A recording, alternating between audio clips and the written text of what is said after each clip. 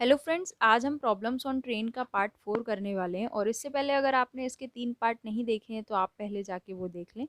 तो देखते हैं आज का पहला क्वेश्चन क्या है। समान लंबाई की दो रेलगाड़ियां, उनकी जो लेंथ है वो इक्वल है, दो रेलगाड़ियां हैं और वो एक दूसरे के समांतर पटरियों पर एक ही दिशा में जा रही हैं। उनका जो डायरेक्शन है वो सेम है। समांतर पटरियों का मतलब ये है कि वो जो पटरियां हैं वो इस तरह से हैं, उनके बीच में कोई एंगल नहीं है, जीरो एंगल, बिल्कुल सीधी सीधी पटरियां हैं। और उनकी जो स्पीड दी गई है दोनों ट्रेन की, एक की है 56 किलोमीटर पर आवर, दूसरी की है 46 किलोमीटर पर आवर, और जा रही हैं वो दोनों एक ही डायरेक्शन में, कुछ इस तरह से। लेकिन स्पीड जिसकी ज़्यादा है वो आगे निकल जाएगी। तो ये क्या बोला गया है हमसे कि तेज गति वाली, जिसकी स्पीड ज़्यादा है, गति मतलब चाल, स्पीड, तो जिसकी गति ज़्यादा है वो दूसरी रेलगाड़ी को 36 सेकंड में पार कर जाती है। तो प्रत्येक रेलगाड़ी की लंबाई कितनी है? पहली बात तो लंबाई हमको दोनों की सेम दे रखी है, तो हम अगर एक की एक्स मानेंगे तो दूसरी की भी क्या होगी? एक्स ही होगी। और देखिए यहाँ पर एक ही दिशा में जा रही हैं, इसका मतलब क्या हुआ कि उनका डायरेक्शन जो है वो सेम है और इसकी स्पीड ज़्यादा है, तो ये इसको क्रॉस करते हुए कहीं ना कहीं आगे निकल जाएगी। तो यही हमसे पूछा गया है कि उनकी लंबाई पूछी गई है हमसे, कितने समय में निकल जाएगी आगे, ये तो बताया है 36 सेकेंड में। तो आपको सबसे पहले रेलगाड़ी की लंबाई अगर निकालनी है तो मैं मान लेती हूँ कि रेलगाड़ी की लंबाई कितनी है? एक्स है। और अब मैंने बोला है कि एक ही दिशा है तो दोनों की स्पीड को माइनस करना होता है। जब दिशा अलग अलग होती है, रेलगाड़ी एक दूसरे के सामने से आ रही होती हैं, तब हम दोनों की स्पीड को ऐड करते हैं। ये मैंने पिछले वाले वीडियो में इस तरह के क्वेश्चन करवाए हैं। और जब एक ही दिशा की बात हो रही है, मतलब सेम डायरेक्शन है, तो दोनों की स्पीड को आप माइनस करेंगे। तो माइनस किया तो 56 माइनस 46 कितना हो गया? 10। बट ये किलोमीटर पर आवर में है, मुझे इसको मीटर पर सेकेंड में चेंज करना है, तो 5/18 से मल्टीप्लाई करेंगे हम। और इसको कैंसिल कर देते हैं 2 से, तो ये 5 बार में और ये 9 बार में। 5 × 5 कितना हो जाएगा? 25/9 मीटर पर सेकेंड। ये दोनों की स्पीड को माइनस करने पे आया। माइनस तब करना है जब सेम डायरेक्शन हो। और हमने इसका जो लंबाई है वो कितनी मानी है? एक्स मान ली हमने इसकी लंबाई, एक्स मीटर मान ली हमने। और टाइम हमको दिया है 36 सेकेंड। तो हम फॉर्मूला लगाएंगे, स्पीड का ही लगा लेते हैं हम। Speed equal to distance upon time. ये रेलगाड़ी पार करेगी दूसरी रेलगाड़ी को, इसका मतलब ये है कि इसने उसकी भी डिस्टेंस को कवर किया होगा और अपनी खुद की डिस्टेंस को भी कवर किया होगा, तब जाके ये आगे निकल पाई होगी।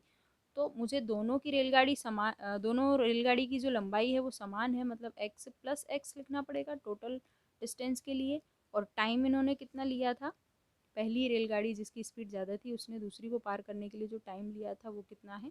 36 सेकेंड। और स्पीड मैंने जो निकाली थी वो है 25/9। इसको यहीं कैंसिल कर देते हैं, 9×36, और कितना हो जाएगा ये? 25 इक्वल टू एक्स, और एक्स कितना हो गया? 2x/4। ये इससे दो बार कैंसिल हुआ, ये दो इधर जाके मल्टीप्लाई हुआ, तो आपके पास एक्स की वैल्यू आ जाएगी 50 मीटर। तो जो रेलगाड़ियां हैं दोनों की लंबाई कितनी है? 50-50 मीटर। यही हमसे पूछा गया था और दोनों की सेम ही लेंथ है। देखते हैं नेक्स्ट क्वेश्चन।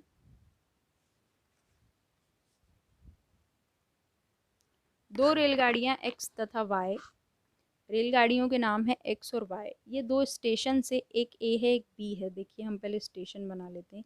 ये ए है और ये बी है। तो एक्स जो है वो यहाँ से निकल रही है और वाई जो है वो इधर से आ रही है, और एक दूसरे की और एक ही समय पर चलना प्रारंभ होती है। ये यहाँ से निकलती है और ये यहाँ से निकलती है। और इनकी जो स्पीड, नहीं, स्पीड हमको सिर्फ एक की दी हुई है। क्या बोला गया है कि ये एक दूसरे की ओर चलना प्रारंभ करती हैं। स्टेशन ए तथा बी से क्रमशः बी तथा ए की ओर एक ही समय पर चलना प्रारंभ करती हैं। एक दूसरे को मिलने के बाद, देखिए जब ये इधर जा रही है और ये इधर आ रही है, मतलब ये कहीं बीच में मिलेंगी, कहीं ना कहीं ये मिलेंगी। तो मान लीजिए कि ये यहाँ पर कहीं मिली होंगी, ये दोनों यहाँ मिली होंगी, बट मिलने के बाद इसको, तो ये ए वाली को बी पे पहुँचना है और बी वाली को ए पे पहुँचना है। रास्ते में ये कहीं मिली होंगी। और हमसे बोला गया है कि एक दूसरे को मिलने के बाद वे क्रमशः 4 घंटे 48 मिनट तथा 3 घंटे 20 मिनट में बी तथा ए पर पहुंचती हैं। जो ये वाली ट्रेन है वो यहाँ इससे मिलने के बाद बी तक पहुंचती है, तो कितना टाइम लेती है? 4 घंटे 48 मिनट। मतलब यहाँ से यहाँ तक का टाइम उसका 4 घंटे 48 मिनट है। और ये वाली ट्रेन जब यहाँ पहुंची मिलने के बाद ए पे पहुंची है 3 घंटे 20 मिनट में। तो मिलने के बाद का जब भी आपको टाइम दिया जाए और स्पीड दी जाए, एक्स की स्पीड है 45 किलोमीटर पर आवर और वाई की हमसे पूछी है, तो इसके लिए एक फॉर्मूला आपको याद रखना है, v1/v2 equal to under root T2/T1। ये कब लगाना है, जब भी ये v1 v2 क्या है, स्पीड है यहाँ पे दोनों ट्रेन की, और T1 T2 क्या है, टाइम है उनका। और जब भी आपको मिलने के बाद का समय दिया जाए कि वो मिलती हैं आपस में, उसके बाद का समय दिया जाए, तो आपको ये फॉर्मूला लगाना है। बट मैंने देखा कि स्पीड जो है वो 45 किलोमीटर पर आवर है, आवर्स में है, और ये टाइम भी हमको आवर्स में ही चेंज करना पड़ेगा, क्योंकि ये मिनट में, आवर्स और मिनट दोनों में दिया गया है। अब देखिए इसको चेंज कर लेते हैं, तो 4 आवर्स प्लस 48 मिनट, इसको भी मैं आवर्स में चेंज करूँगी तो 60 से डिवाइड लगाते हैं हम। अब ये कैंसिल होगा तो 12 से कर लेते हैं, 12 चौक 48, 12 पंजे 60, 4 का 5 में मल्टीप्लाई किया तो 20, और 20 और 4 24/5, 24/5 आवर्स। ये हमने पहले वाला टाइम चेंज कर लिया। दूसरा हम करेंगे, दूसरा टाइम हमारे पास क्या है, 3 घंटे प्लस 20 मिनट। तो मिनट को भी मैं अगर चेंज करूँ तो 20/60, 60 से डिवाइड करने पर जो है वो टाइम आवर्स में चेंज हो जाता है, मिनट से आवर्स में हो जाता है। ये एक बार में, 3 बार में, 20 से 3 बार में, 3 3 9, 9 और 1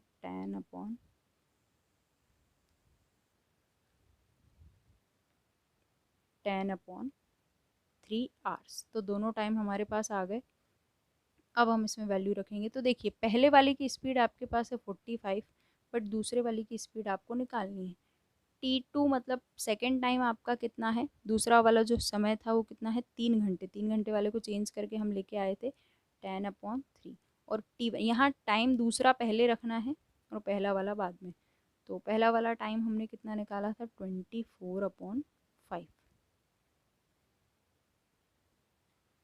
ये जो है रिवर्स होगा, तो 10/3 तो एज इट इज़ है, ये 5 ऊपर और 24 नीचे आ गया। कैंसिल करेंगे हम इसको 2 से, तो 5 बार में, और ये 2 से 12 बार में। 5 इंटू 5 हमारे पास हो जाएगा 25, और 12 का 3 में मल्टीप्लाई करेंगे तो 36। अब देखिए 25 जो है 5 का स्क्वायर होता है, तो बाहर आएगा 5, और 36 6 का, तो ये हो गया 5 से इसको काटेंगे 9 बार में। तो देखिए V2 इधर जाएगा, और 9 का इंटू होगा 6 में, तो कितना हो जाएगा 54। तो आपके पास जो V2 की वैल्यू आ गई वो आ गई 54, और ये क्या था, स्पीड थी, तो किलोमीटर पर आवर में। तो ये आपकी जो सेकंड रेलगाड़ी थी उसकी स्पीड आ गई हमारे पास। नेक्स्ट क्वेश्चन हम देख लेते हैं। एक रेलगाड़ी ए से बी के लिए तथा बी से ए के लिए एक ही समय पर चलती है, मतलब ये ए है और ये बी है, स्थान है ये। तो एक रेलगाड़ी इधर से जा रही है और एक इधर से आ रही है, और मिलने के बाद यहाँ पर भी देखिए वही बोला गया है जैसा पिछला क्वेश्चन था, कि मिलने के बाद का समय उन्होंने दिया है 9 घंटे और 16 घंटे। मैं अपने गंतव्य स्थान पर पहुँच जाती, गंतव्य मतलब जहाँ इसको जाना था, ए को जाना था बी पे और बी को जाना था ए पे, और रास्ते में ये कहीं ना कहीं यहाँ मिल गई। और मिलने के बाद इनको अपने अपने स्थान पर पहुँचने में कितना टाइम लगा, जहाँ इनको जाना था गंतव्य स्थान पर पहुँचने में इनको कितना टाइम लगा, 9 घंटे और 16 घंटे। तो इनकी चालों का क्या अनुपात है, स्पीड एक की भी नहीं दी, आपसे रेशो पूछा है।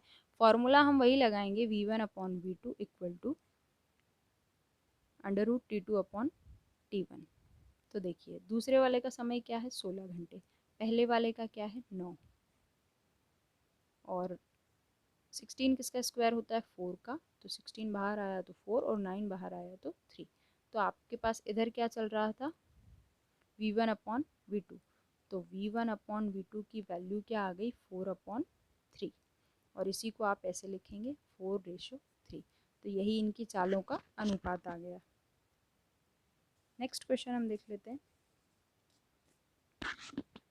एक 180 मीटर लंबी रेलगाड़ी अपने से विपरीत दिशा में चल रही, मतलब इनकी डायरेक्शन अलग अलग चल रही, 270 मीटर लंबी रेलगाड़ी को 10.8 सेकेंड में पार कर जाती है। यदि पहली रेलगाड़ी की चाल 60 किलोमीटर पर आवर हो तो दूसरी रेलगाड़ी की चाल निकालिए।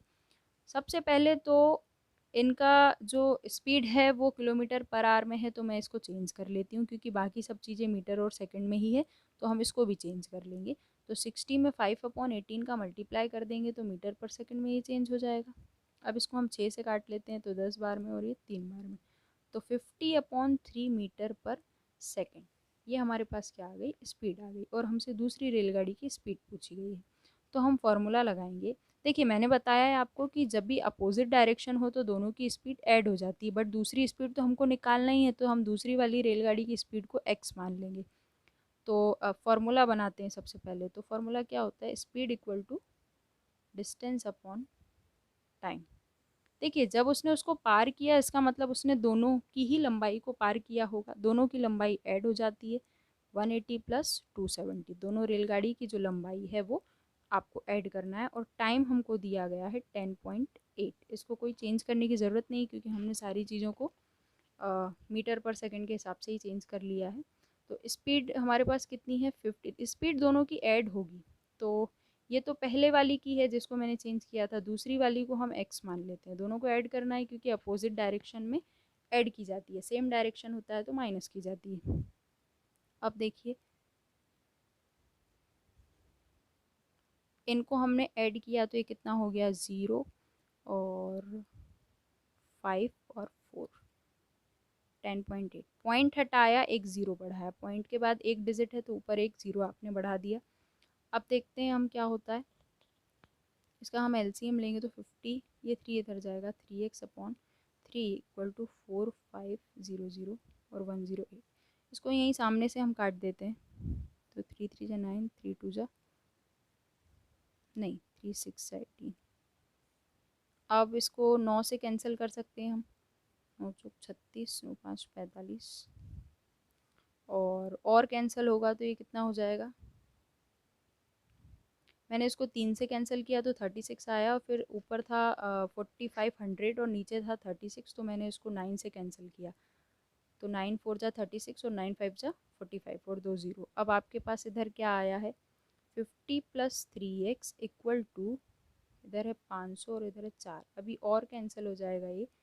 अब इसको हम 4 से ही कैंसिल करेंगे, तो 4 एकम 4, 4 दूना 8, 4 20।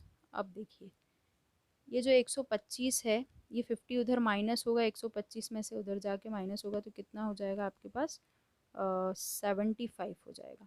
और 3 से इसको कैंसिल कर देंगे, डिवाइड में ले जाके करें या इधर से ही कर दें तो भी चलेगा, इनटू में है तो 3 2 जा 6, 3 5 जा 15। तो आपके पास x की जो वैल्यू आ गई 25 मीटर पर सेकेंड। तो ये जो है ये दूसरी रेलगाड़ी की स्पीड है। अगर आपको ऑप्शन में मीटर पर सेकंड में दिया है तब तो ठीक है, और नहीं दिया है तो फिर आप इसको किलोमीटर पर आवर में चेंज कर लेंगे और 18/5 से मल्टीप्लाई करके आप इसको चेंज कर लेंगे।